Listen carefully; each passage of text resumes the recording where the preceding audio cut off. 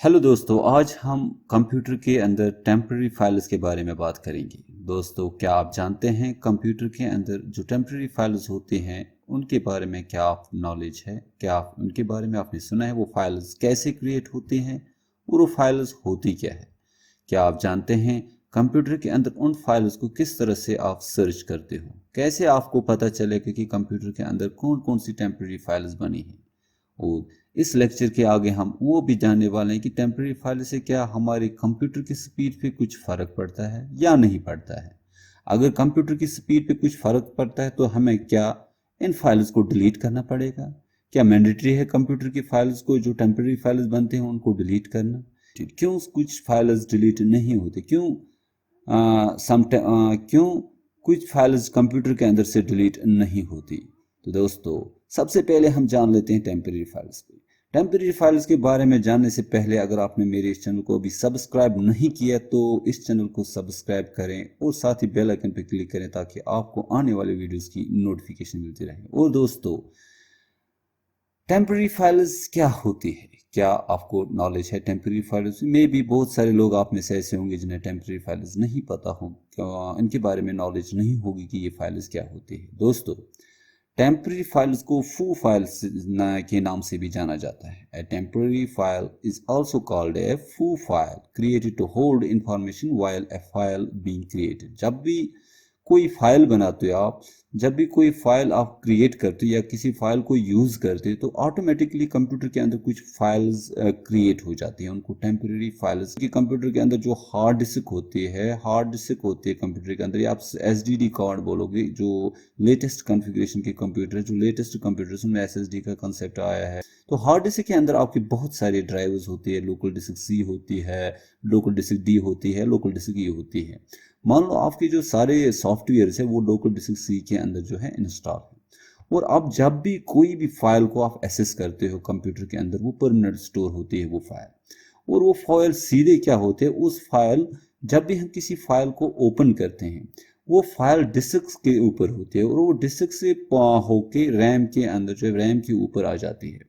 जब किसी भी फाइल को आप जान लो, माइक्रोसॉफ्ट वर्ड फाइल है या माइक्रोसॉफ्ट एक्सेल फाइल है या पेंट फाइल है, या आप व्हाट्सएप का इस्तेमाल कर रहे हो, या आप किसी भी सॉफ्टवेयर को ओपन कर रहे हो, तो एक्चुअल में क्या होता है, एक्चुअल में ऐसा पॉसिबिलिटी है कि लोकल डिस्क सी के अंदर आपने सॉफ्टवेयर इंस्टॉल किए होते हैं।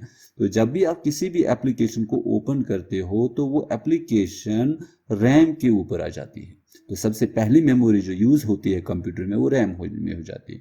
तो फाइल सीधे रैम के ऊपर आ जाती है। और इसके बाद तो आप लोगों को पता ही होगा, हमें भी पता है, रैम से फाइल सीधे चली जाती है प्रोसेसर के अंदर। और प्रोसेसर के अंदर क्यों जाती है फाइल? प्रोसेसर के अंदर प्रोसेसिंग के लिए जाती है कि आपको करना क्या है। इस फाइल में जो आप प्रोसेसिंग करते हैं, कंप्यूटर का जो रैम है वो टेम्पररी डेटा को स्टोर रखती है, और प्रोसेसर क्या करता है, प्रोसेसर उस डेटा को एग्जीक्यूट करता है जो डेटा उसको मिलता है। तो जो ये रैम है, रैम फाइल को ले लेता है। इसका मतलब है लोकल डिस्क सी के ऊपर जो फाइल होती है वो सीधे होके रैम के ऊपर आ जाती है। वो रैम के ऊपर जब वो फाइल ओपन हो जाती है तो ऑटोमेटिकली जब हम उस फाइल को ओपन करते हैं किसी सेकेंडरी स्टोरेज डिवाइस से, तो मैं बोल रहा हूँ अगर यहाँ पे लोकल डिस्क सी है, इस डिवाइस से आपने इस जो डिस्क से आपने किसी फाइल को ओपन किया, या डी डिस्क से ओपन किया या ई डिस्क से ओपन किया, तो ये सेकेंडरी स्टोरेज डिवाइस किया। Hard disk is a secondary storage device. तो इस डिवाइस से आपने क्या किया, उस फाइल को ओपन किया और उसके बाद वो फाइल रैम के अंदर आ गई, रैंडम एक्सेस मेमोरी के अंदर, जो प्राइमरी डिवाइस है। तो प्राइमरी डिवाइस डायरेक्ट कांटेक्ट में है प्रोसेसर के साथ। इसका मतलब है यहाँ लोकल डिस्क सी से फाइल आ गई रैम के ऊपर, तो ऑटोमेटिकली लोकल डिस्क सी के अंदर क्या हो जाती है, को इस फाइल की जो कंप्लीट एग्जीक्यूशन के लिए, कोई एग्जीक्यूशन में कोई प्रॉब्लम ना हो, ऑटोमेटिकली कंप्यूटर क्या करता है, उस फाइल एक फाइल क्रिएट करता है सो दैट कि आपके इस फाइल के एग्जीक्यूशन में कोई प्रॉब्लम ना हो। तो ऑटोमेटिकली एक स्पेस उसके लिए, जो फाइल जिस पे हम काम कर रहे होते हैं उसके लिए एक स्पेस रखता है। उस फाइल की स्पेस रखने के लिए उस फाइल का एक टेम्पररी फाइल बन जाती है। लोकल डिस्क सी के अंदर भी हो सकती है, लोकल डिस्क डी के अंदर भी हो सकती है, या लोकल डिस्क ई, क्योंकि जो भी सॉफ्टवेयर हम ओपन करते हैं जो अमूमन देखा जाएगा कि वो लोकल डिस्क सी के अंदर इंस्टॉल होती है। जब वो फाइल को क्लोज करते हैं वो रैम से भी हट जाते हैं, वो साथ ही साथ ऑटोमेटिकली वो टेम्परेरी फाइल डिलीट हो जाती है। लेकिन जब कभी कभार ऐसा भी पॉसिबिलिटी होती है कि इलीगल शटडाउन हो जाता है कंप्यूटर को हम इलीगली शटडाउन करते हैं, तो वो फाइल जो है वो ऑटोमेटिकली डिलीट नहीं हो जाती है। किसी इंटरप्शन की वजह से, किसी प्रॉब्लम की वजह से वो फाइल हमारी मेमोरी को एक्सेस करती है। और हम अगर देखा जाएगा तो जब आप बहुत दिनों के बाद, बहुत टाइम के बाद उन टेम्परेरी फाइल्स को देखते हो तो बहुत सारे टेम्परेरी फाइल्स जमा हुए होते हैं जिन्होंने हमारी मेमोरी को कंज्यूम किया होता है। क्यों? क्योंकि वो बनती है इसीलिए कि वो मेमोरी को लें, और जब वो मेमोरी की लेते, छोटी छोटी मेमोरी पार्ट्स ले जाते, तो एक बड़ी मेमोरी को वो फजूल में ले लेती है, जिसकी वजह से आपकी कंप्यूटर की स्पीड पे मतलब स्पीड पे इफेक्ट होता है, आपकी रैम की स्पीड पे इफेक्ट होता है। तो ऑटोमेटिकली जब हम कोई काम करते हैं या हमें चलाना नहीं आता, उससे भी कुछ फाइल्स क्रिएट होती हैं, तो उन फाइल्स को चाहिए कि उन फाइल्स को डिलीट किया जाए। अब हम कम सीखेंगे कि कंप्यूटर के अंदर इस तरह की फाइल्स जब भी बनती हैं, उन टेम्परेरी फाइल्स, तो किस तरह से हम पहले उन फाइल्स को देख सकें और किस तरह से बाद में उन फाइल्स को डिलीट किया जाए। तो हम अपने डेस्कटॉप के ऊपर आ गए। अब आप देख सकते हैं, आपको अगर आप विंडोज 7 में हैं तो आप यहाँ स्टार्ट बटन पे क्लिक करोगे। स्टार्ट बटन पे क्लिक करने के बाद आप यहाँ देख सकते हैं सर्च प्रोग्राम आ रहा है। इस सर्च प्रोग्राम में आप एक कमांड लिखोगे परसेंटाइल करके, परसेंटाइल TEMP परसेंटाइल लिखोगे।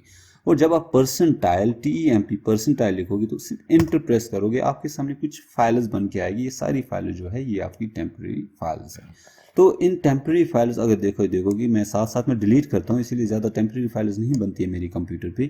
अब आप देख सकते हो जो भी ये टेम्परेरी फाइल्स है, अगर मैं राइट क्लिक करके इनको सिलेक्ट करता हूँ, राइट क्लिक करके इन प्रॉपर्टीज़ एक बार चेक करता हूँ, तो आप देख सकते हो 38.5 MB स्पेस जो है फजूल में ले ली है इन इस टाइप की फाइल्स ने। तो इसको डिलीट करते हैं हम शिफ्ट प्लस डेल से। शिफ्ट प्लस डेल का यूज़ करोगे तो शिफ्ट प्लस डेल से क्या होगा? शिफ्ट प्लस डेल से ये होगा कि ये परमानेंटली सिस्टम से डिलीट हो जाएंगी 25 item. Are you sure you want to permanently delete this file? मैं येस करता हूँ, लेकिन इसमें से कुछ फाइल्स डिलीट नहीं होगी दोस्तों। क्यों? या तो ये फाइल्स इन यूज़ है, या तो ये सिस्टम फाइल्स जो है टेम्परेरी फाइल सिस्टम है, जो मैं चीज़ में इस वक्त इस्तेमाल कर रहा हूँ, जैसे मैं OBS स्टूडियो या पावर पॉइंट यूज़ कर रहा हूँ, तो इनकी जो इस वक्त की टेम्परेरी फाइल है वो भी डिलीट नहीं हो जाएगी। तो आहिस्ता आहिस्ता में भी कुछ टाइम के बाद जब आप कंप्यूटर आराम से बंद करोगे, उसके बाद ऑन करोगे, तो सेकंड टाइम आप आ जाओगे तो जो पुरानी टेम्परेरी फाइल्स है वो फिर बाद में डिलीट हो जाती है। तो इस तरह से आपकी इतनी सारी मेमोरी बच जाती है जब आप टेम्परेरी फाइल्स को डिलीट करते हो। और इस शिफ्ट प्लस डिलीट करके क्या होता है, सिस्टम से डायरेक्टली फाइल डिलीट हो जाती है। अगर हम डेल का यूज़ करेंगे, सिंपल डिलीट करेंगे, तो डिलीट से पहले जो कंप्यूटर के रिसाइकल बिन में जाएगा, फिर रिसाइकल बिन से फिर वही काम है, रिसाइकल बिन से भी आपको वो रिमूव करना पड़ेगा। तो इस तरह से हम कंप्यूटर के अंदर जो टेम्परेरी फाइल्स हैं उन टेम्परेरी फाइल्स को डिलीट करते हो। ज़रूर आप अपने कंप्यूटर जब भी चलाते हो तो साथ साथ में आप अपनी टेम्परेरी फाइल्स को जो कंप्यूटर के अंदर बनी है या लैपटॉप के अंदर बनी है उनको डिलीट किया करें।